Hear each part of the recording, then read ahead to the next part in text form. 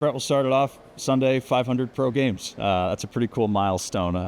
What does it give to you to get to celebrate it with this team and have a win too on the road? Yeah, it was wild. I was talking to my parents about it a little. I remember my first game when I was in Binghamton. So yeah, time flies. It's a privilege to have this job and be able to play 500 games. And like you said, especially with this group, been with a few guys for a few years, especially guys like Joe. I think probably 4 of the 5 have been with him. So yeah, I know it was awesome. Looking forward to the next 5, hopefully. I was doing the math on all the different places that you've been in, all the allotment of games, and it's almost exactly half here in Rockford. Is that surprising to you that you spent that much of your career in one place? And do you take that as a gift to be able to spend that much time in one spot? Yeah, definitely. It's a great way to put it in perspective. It's the time I've spent in Rockford's been awesome, and like you said, I'm lucky enough to be able to play here and for this organization. So it's a big milestone, and just looking forward to the next one. It was a really good weekend for you guys as far as a team that's nipping at your heels. They're playing desperate, and you come away with 4 points. What did you like about the effort throughout both games that needed extra time too? Yeah, well, obviously everyone knows what the position we're in, and we're fighting and clawing. Just shows that we, like every guy in our room, we're playing for each other at this point.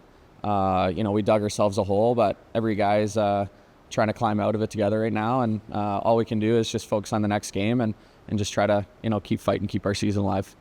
Seems like every good team has that identity fourth line, and we see Chase slot in a little bit between Bush and Millie. What does it do for you as usually coming out over the boards on the top line if it's the fourth line that maybe they gave you an O-zone draw, or maybe they've tired the guys out in the D-zone that you guys can really spring in and try and go to work on?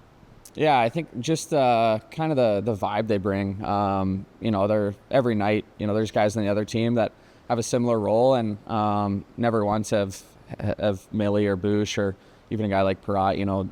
They've never backed down from a challenge, or if a guy takes a liberty. There was a guy on Iowa who was kind of running around a bit and taking some cheap shots. So after those guys hopped over the boards, I didn't hear the guy say one word the rest of the game. So that's just it's valuable. It lets other guys kind of your game open up a bit, and if something happens or a guy takes a cheap shot on a guy, those guys are going over the boards to protect us, and they've been doing that all year, and we're lucky to have them for sure.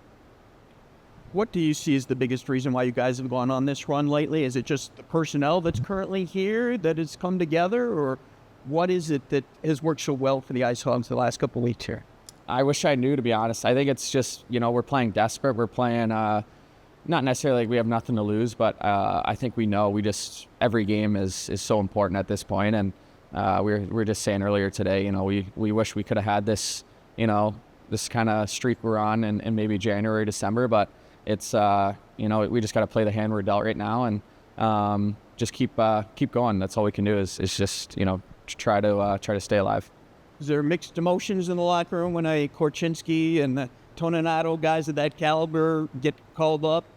When you could use them here. But yeah, I think it's just it's part of the industry. It's part of the sport. We're happy for those guys to be able to go up and play in the NHL, obviously. And every guy we lose, it's obviously a loss for us. But at the same time, I think it gives other guys a huge opportunity. And you've seen guys step up in different roles and maybe playing more and playing different situations that they maybe wouldn't if those guys were down.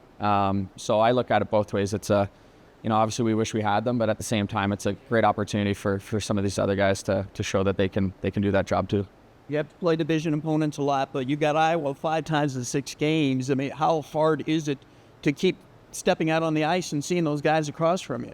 Yeah, we were saying it's like a mini playoff series for us. It's 6 games that we pretty much need all of them. So we're off to a good start. We just obviously got a big one against Grand Rapids tomorrow, and then we'll focus on the weekend when it comes. Lastly, you mentioned Joey in the first couple of answers. How cool is it to go through this career and these years alongside someone like that at a similar stage of their career and life, but to get to spend those times together? Yeah, it's unbelievable. My first pro year was his first pro year, so we played our first official, season together. And then, just we're kind of following each other around, and not just hockey, just one of my best buddies that I have. So, his family's awesome too. Andrew is really close with Sammy, and obviously we've gotten to know his daughters over the years. So, just, a great buddy that we just happen to work together, but hockey aside, just, a close friend.